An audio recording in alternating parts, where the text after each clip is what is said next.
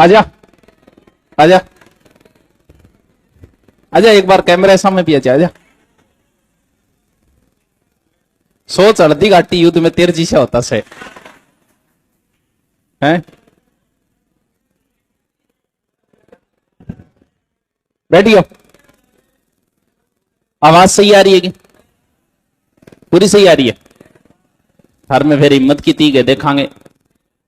बोलो भारत माता की। वाह यार, जवानों थे तो यार हरी कद्दी देश ने जरूरत पड़ सके। मोना तू रहने दई, अगर तुमने देख भी लियो पाकिस्तान आ रहा, तो अगर मांगो अटैक को प्लान नहीं है तो भी होएगो। हाँ, रात को ऑपरेशन सिंदूर किया, पाकिस्तान के 9 ठिकानों को उड़ाया गया। वो पंजाब वाले भी थे, प्रॉपर पाकिस्तान में 9 के 9 स्थान। और जिसने भी ये नाम दिया है ना, बड़ा सोच समझ के नाम दिया ऑपरेशन सिंदूर। क्योंकि जब वहां मारा गया था एक व्यक्ति को, तो उसकी पत्नी ने कहा कि मुझे भी मार दो। और ये क्यों कर रहे हो, तो मुझे भी मार दो। तो उसने कहा था कि बोल नहीं, तुझे नहीं मारेंगे, तू तो जाके बताना मोदी को। तो वो ऑपरेशन सिंदूर शायद उसी का बदला लिया है, उसी के हिसाब से नाम दिया कि हमारे सिंदूर मिटाए गए थे, इसलिए हमने किया ऑपरेशन सिंदूर। अब पाकिस्तान भी अपनी तरफ से दुनिया को कह रहा है कि वो जो हमने तो आतंकी ठिकानों पे किए, वो अब ये आवाज लगा रहा है जोर जोर से, बोलो हमारी मस्जिदों पे अटैक कर दिया, हमारे बच्चों पे अटैक कर दिया, हमारे निर्दोष नागरिकों को मार दिया। हो हल्ला करेगा ताकि दुनिया की सहानुभूति उसे मिले। वहां के प्रधानमंत्री ने भी ये कह दिया है, शरीफ जो है, कि सेना को कहा है कि आप अपने हिसाब से देख सकते हो। इसका मतलब यह है कि तनातनी का माहौल है। और वही बात है कि भी दोनों साइड से उसका तो कुछ जाना नहीं है। युद्ध हुआ तो नुकसान किसके होगा? क्योंकि लांडिये कुत्तो लाई में की बिगड़ो, विभिन्न के बड़े को थे बताओ। नुकसान हमें ज्यादा सोचना है, युद्ध से पहले उसे कुछ नहीं सोचना है। उसके पास खोने के लिए कुछ नहीं है। एकमात्र दुनिया का देश है जो भूखा है, पेट्रोल नहीं है, लाइट उनके पास नहीं है, पानी नहीं है, लेकिन एक ही आवाज, हमारा मुल्क जो है वो एटमी पावर है। एक ही लाइन भी, हमारा मुल्क एटमी पावर है। अब के कमजोर तो है, हथियार बना लिया किसी टाइम एटमी। तो अब हमारे यहां पर एक मॉक ड्रिल चली है। मॉक ड्रिल का मतलब ये होता है कि युद्ध से पहले हमें कितना प्रिपेयर रहना है। सेना का नहीं है, सेना अपने हिसाब से तैयार है, सेना को क्या करना है वो उन्हें पता है, लेकिन आपको क्या करना है ये तो आपको नहीं पता है। कि ऐसी अगर सिचुएशन बनी, इससे पहले कभी हुए क्या? इससे पहले 71 में हमारे यहां मॉक ड्रिल हुई थी। कारगिल के समय भी मॉक ड्रिल हुई थी। कारगिल के समय तो कुछ स्थानों पे हुई थी, जैसे दिल्ली है, कलकत्ता है। उन स्थानों पे इसलिए हुई कि मान लो कि पाकिस्तान को अटैक करना है या हमें अटैक करना है। पाकिस्तान अटैक करेगा तो कहां करेगा? महत्वपूर्ण स्थानों पे करेगा हमेशा। अपन डर नहीं जुट को नहीं थी, ठंडर नहीं जुट को नहीं, बिया भी थे बच्चे होगा, क्योंकि थे कोरोना में बच गया एडा हो, थे अवतारी पुरुषों, थे टेंशन ना ली हो जाता यार, कोरोना में बच के आए हम, ऐसे वैसे थोड़ी है। तो छोटा मोटा थे अवतार पुरुषों, वो बड़े ठिकानों पे किया जाता है। टारगेट जो होते हैं बड़े महानगर होते हैं। जैसे भारत पे अगर हुआ ऐसा, तो हमारे टारगेट होंगे दिल्ली, मुंबई, चेन्नई, कलकत्ता। दिल्ली टारगेट का मतलब यह है पूरी भारत की व्यवस्था ही बंद हो जाएगी।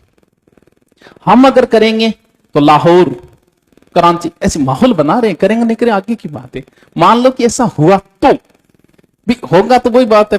कभी कहा था अटल जी ने, क्योंकि जब हमारे युद्ध का माहौल था तब पाकिस्तान, अमेरिका के राष्ट्रपति ने कॉल किया था, बोले पाकिस्तान परमाणु बम गिरा रहा है। रात का समय था, अटल जी ने कहा था कि कोई बात नहीं, मैं मान लेता हूं कि मेरा आधा भारत खत्म है, लेकिन पाकिस्तान पूरा खत्म हो जाए। पूरे भारत को खत्म करना आसान नहीं है। अगर हुआ ऐसा तो पाकिस्तान का फिर कुछ नहीं बचा है। दिनकर की लाइन है कि बड़े अभागे होंगे वो जिनके जीवन में युद्ध नहीं, या तो प्रण तोड़ा होगा या युद्ध से भागे होंगे। यानी युद्ध एक जीवन का एक युयुत्सु, युद्ध की इच्छा, युद्ध की जो इच्छा है वो हमारा मूल संवेग है। मूल संवेग समझ गए? जो हमें 14 ऊपर वाला देता है, उसमें से एक चीज है युद्ध। क्योंकि युद्ध हर व्यक्ति की इच्छा होती है। लड़ाई वाली फिल्में देखने में बड़ा मजा आता है, गांव की लड़ाई सुनने में बड़ा आनंद आता है भाई साहब, लड़ाई देखने में बड़ा आनंद आता है। अब जो माहौल है उसमें बड़ा आनंद आ रहा है, समझने दो। बाहर से ये भी कहना है शांति रखनी है, शांति रखनी है। जैसे हम भी बोलेंगे शांति रखनी है, लेकिन मजा भी आता है यार, नोजगा करे, उसे देखने में बड़ा आनंद आ रहा है, कैसे गिराए होंगे, कैसे भागे होंगे। तो युद्ध हमारा एक क्या है, मूल संवेग है। आपकी भी बड़ी इच्छाएं रहती युद्ध की। कुछ देशों ने किया, 52 में अमेरिका ने मॉक ड्रिल किया था, 42 में कनाडा ने तो बड़ा शानदार मॉक ड्रिल किया था।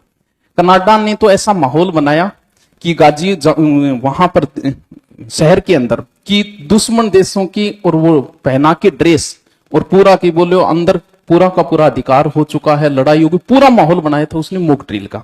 हमारे यहां जो मॉक ड्रिल हो रहा है वो हो रहा है कि आपको क्या करना है, आपकी सुरक्षा के लिए आपको करना है वो, कि जब सिचुएशन हो तो क्या करना। उसमें यह है कि अलग अलग समय अपने राजस्थान के जिले लिए गए, उसमें भारत के 244 जिलों में हो रहा है। राजस्थान में कुछ जिले बड़े संवेदनशील है, वो है अपनी सारी बॉर्डर के, जबकि कुछ जगह बॉर्डर पे तो अब से 2-3 दिन पहले मॉक ड्रिल हो गए। अगर आपने थोड़ी बहुत न्यूज की अगर आप अपडेट रखते हो ना, तो राजस्थान के अभी शायद 28 जिलों के अंदर है अभी, जिसमें सबसे सेंसिटिव में किसको रखा गया, राउतवाटा को। क्यों? यूरेनियम के भंडार है वहां राउतवाटा के अंदर, उसको रखा गया विशेष रूप से। बॉर्डर वाले सारे हैं, क्योंकि हमारी ज्यादा दूरी नहीं है। मान लो कि ऐसा युद्ध हुआ तो आपने कितनी दूरी, 250 किलोमीटर है, आपने छोटी सी मिसाइल काम काट जाएगी। हमें तो रहना है, बॉर्डर वालों को ज्यादा तैयार रहना है। बाकी बता दियो, आप नहीं मरोगे, बता दी आप बच जाओगे। जैसे ही युद्ध समाप्त होंगे, थोड़ी बहुत माहौल ठंडा होगा, तो हम सिंदूर नाम का एक बेंच भी लॉन्च करेंगे, एक सिंदूर नाम की किताब भी लॉन्च, समझ गया? ठीक है। इसमें क्या होगा, सायरन बजाया जाता है। दुंदुबी वाद्य यंत्र होता था पहले युद्ध के समय बजता था, एक बांकियो सो तो लंबो आगे खड़े हो गए बजाया करता है। यानी वाद्य यंत्र का मतलब यह है कि सूचना देना है कि युद्ध शुरू हो गया।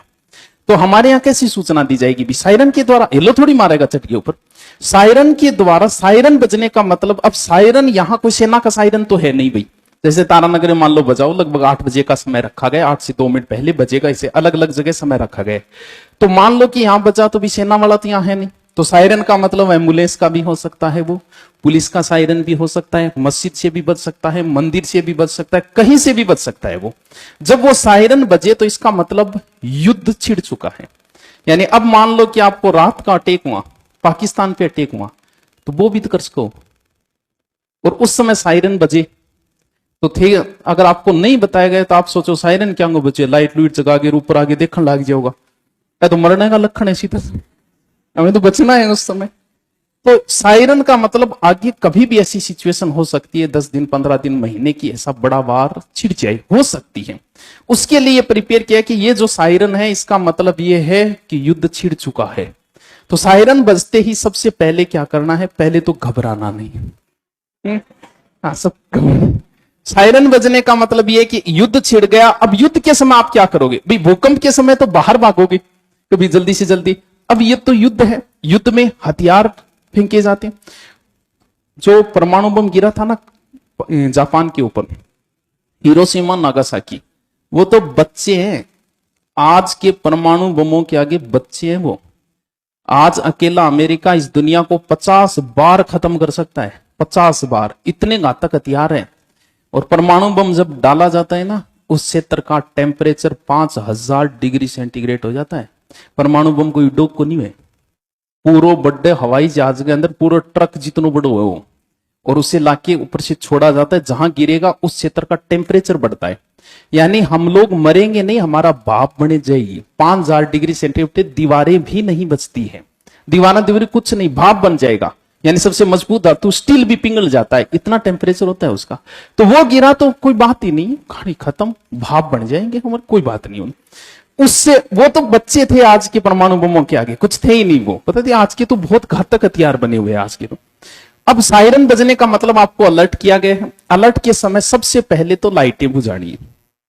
लाइटों का ही महत्वपूर्ण रोल होता है, क्योंकि नाइट में जो भी युद्ध होंगे तो मिसाइलों से ये तो पता ही नहीं चलेगा कि कहां डालना है भाई। सूखी जगह खेत में डालने का क्या मतलब हुआ, इसका मतलब कहीं लाइट जगह रही। प्राचीन समय में भी यही होता था, जब हमारे यहाँ विदेशी आक्रमणकारी आते थे ना, तो लोग अंधेरा रखते थे हमेशा, किसी प्रकार की लाइट नहीं जगह। उस समय तो बिया भी व्यवस्था को नहीं इतनी, उसका मतलब इधर कोई शहर है और वो उस ओर मुड़ जाते थे। तो अब लाइट का मतलब ये कि यहाँ कोई शहर है, यहां डाल दो। तो सबसे पहला काम अपना यही है कि सबसे पहले लाइट है। सरकार भी बुझा सकती है लाइट, लेकिन उन्होंने कहा है कि तुम बुझाओ। क्यों? क्योंकि आजकल इन्वर्टर लगा रखी है सबने, इसलिए कहा है कि तुम बुझाओ भाई। काम ये हम भी कर सकते हैं। सरकार को क्या 1 मिनट का काम है, पूरे भारत की लाइट काटती है सरकार 1 मिनट के अंदर, लेकिन वो कह रही है तुम करो ये काम। पहला काम लाइट बुझाना, दूसरा काम है आप अपने सुरक्षित स्थान को तलाशो। अब घर के अंदर हमारे यहाँ युद्ध नहीं होते, हमें पता ही नहीं कि सुरक्षित स्थान भी बनाने। इजराइल जैसे देशों में तो अंदर अंडरग्राउंड बनाए जाते हैं, बैंकर बनाए जाते हैं। सबसे सुरक्षित स्थान होता है अंडरग्राउंड, वो हम बना ही नहीं रहे। अंडरग्राउंड के नाम पर कोई गुरीज या आज बना लियोगा तो भलाई घंटा भर के अंदर भी में एक जनों ना उड़ेगो। अंडरग्राउंड सबसे सुरक्षित स्थान होता है कि वहां भागो आप सबसे पहले, अगर ऐसा कोई युद्ध हो। वो नहीं है, ऐसा कमरा होना चाहिए जो चारों ओर से बंद हो, खिड़कियां कम हो, जिसके अंदर मजबूत कमरा हो जो। और अगर खिड़कियां हैं तो खिड़कियों को बंद करो। बुजुर्गों को बेचारों को बताओ, आ को नहीं कहते बी टेमर बूढ़ियन बताइडो को नीर बाजो बाजो लाग जाओ, बेचारो हार्ट अटैक में सल्ट जागो। उसे बताओ कि युद्ध होने की आशंकाएं हैं, इसीलिए ये एक ट्रायल चल रहा है। युद्ध से पहले का ट्रायल है जो तुम्हारे लिए, सेना के लिए नहीं है, ये ध्यान रखना, नागरिकों के लिए कि तुम्हें क्या सुरक्षा करनी है। लाइटें बुझानी है, ऐसे बंद कमरे, अगर खिड़कियां वगैरह है तो कहते हैं कि लाइट बाहर नहीं जानी चाहिए, पूर्णतः अंधेरा रखना है। अगर कहीं पर, हमारे यहाँ तो नहीं, बड़ी सिटी में जैसे लिफ्ट होती है, लिफ्ट का यूज नहीं करना है। मान लो कि अचानक से कोई लाइट बंद कर देते, बीच में मर जाओगा घुट के, परमाणु बम गिर को तो मरोगा।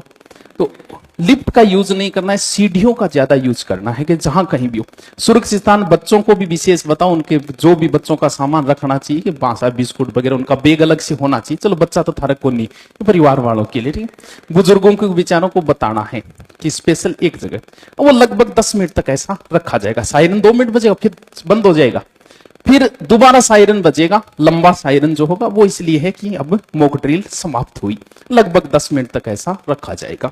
इसमें आपको क्या करना है बता दिए, क्या नहीं करना है। घबराना नहीं है, अफवाह नहीं फैलानी है, नई नई कहानियां नहीं गढ़नी है, सोशल मीडिया पे ऐसी कोई हरकत नहीं करनी है कि आपको थाने के अंदर जाना पड़ जाए। सेना की कोई जानकारी सोशल मीडिया पे नहीं डालनी है। मान लो कि सेना जा रही है, डाल दो कि भारतीय सेना पाकिस्तान की ओर जा रही है, हमारे एक उत्सुकता रहती है। सेना की हमें कोई भी जानकारी सोशल मीडिया पे नहीं डालनी है। जाति धर्म के नाम पे कोई प्रकार की बकवासबाजी नहीं करनी है, क्योंकि परमाणु बम ये नहीं पूछेगा कि तुम हिंदू हो या मुसलमान हो। बता दिया ना, इस दुनिया में विज्ञान से बड़ा है धर्म नहीं हो सकता, क्योंकि विज्ञान सबसे मजबूत है। बता दे, परमाणु बम से तुम्हें कोई धर्म नहीं बचा सकता इधर। इसीलिए कहा गया कि विज्ञान को महत्व दो। पाकिस्तान ने धर्म को महत्व दिया, आज उसकी ये हालत है।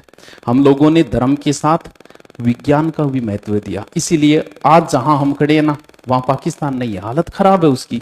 लेकिन वही बात है कि उसे भी तो अपनी जनता का हौसला दिखाना है। भी कौन दिखाना चाहेगा कि मैं कमजोर हूं? हो सकता है वो ऐसी हरकत कर दे, इसीलिए हमें तैयार रहना है। अगर फिर भी कोई इमरजेंसी स्थिति आए तो उसके लिए आपको डायल करना है 112 112। स्थिति अगर ऐसी कोई गड़बड़ हो जाए, भगदड़ मचानी नहीं है। जहां कहीं भी हो, बाहर हो तो भी लाइटें बंद करनी है, गाड़ी में हो गाड़ी की लाइटें भी बंद करनी। इमरजेंसी में जरूरत पड़ी तो मोबाइल की बैटरी यूज की जाए। इमरजेंसी टॉर्च है तो ठीक है, नहीं है तो कोई बात नहीं, मोबाइल वाली, वो भी इमरजेंसी के अंदर। यानी हमें यह दिखाना है कि हमारा शहर है ही नहीं 10 मिनट के लिए, शहर में किसी प्रकार की लाइट दिखनी ही नहीं चाहिए, ठीक है। चुगली कर सको एग्जाम बैठ के 10 मिनट तक, टेंशन ना लियो, आराम करियो, या सोचियो कि देश में क्या हो रही है। बाकी थे सोचो तो कौन थाना, वो मतलब है पड़ोस में क्या हो रहे, सोचियो, फिर भी थाना सोच लो है। और बताओ कोई, और कोई प्रश्न है कि नहीं? बता दो है तो कौन नहीं? बस बस बस, छुट्टी को नहीं है, क्लास लगेगी पूरी। मॉक ड्रिल है ये जो शाम को है, यहां का चूरू जिले में भी है, कलेक्टर का आदेश है, एसपी का आदेश है, स्कूल में बच्चों को बताया जाए। तो मार तो थे ही टाबरा, मैं तो एकदम गुजरिया पर मैडमा थे ही बताती है वो, क्योंकि एकदम छोटा छोटा टावर है। क्योंकि हमें प्रशिक्षण ही नहीं दिया जाता। अभी पीछे आग लगी थी ना, उसमें यह कहा कि आग का प्रशिक्षण नहीं दिया गया। प्रशिक्षण में समस्या है कि जब भी आग लगे ना, तो पहला काम होता है कि आप कोशिश करो कि ज्यादा नीचे रहो, नीचे बैठने की कोशिश करो। भाग रहे हो ना, तो भी आग लगे तो बैठते हुए भागो, जैसे फौजी चलते हैं ना ऊपर, उस तरीके। क्यों? क्योंकि धुआं कहां रहता है, पहले ऊपर रहता है, और हम खड़े हो गए तो वो धुआं हमें जल्दी कवर करेगा। तो प्रशिक्षण हमें नहीं दिया जाता, ना आग का दिया गया, ना युद्ध का दिया गया। तो ये एक माहौल तैयार किया गया, युद्ध जैसा माहौल है, जिसमें आपको क्या करना है ये काम बस। यानी प्राथमिक काम है अंधेरा, और स्पेशल बीड़ी पीने वालों को तो स्पेशल कहा गया कि भाई साहब 10 मिनट आप कंट्रोल कर लेना, लाइट मत जगाना, बस बीड़ी 10 मिनट बाद पी लेना, 10 मिनट पहले पी लेना। हाँ, बीड़ी वाला लाइटर भी नहीं जगाना है, क्यों बीड़ी पीना रहा हूं, रुकीजे को नहीं, थोड़ी समस्या, बाकी तो चलो रोक ले। तो क्लास लगेगी इसके बाद में, और फिर मॉक ड्रिल के बाद मिलते हैं कल। युद्ध की आशंकाएं रहेगी, मुझे भी थोड़ी सा काम है क्योंकि मुझे जाना है, फौजियों को वीरस की कविता सुना के आनी है, मेरा भी तो काम है, मेरी भी तो जिम्मेवारी है। हाँ, तो उनका हौसला अफजाई करनी है। तो क्लास लगेगी इसके बाद, अभी 10 मिनट का गैप है, ठीक है, ओके।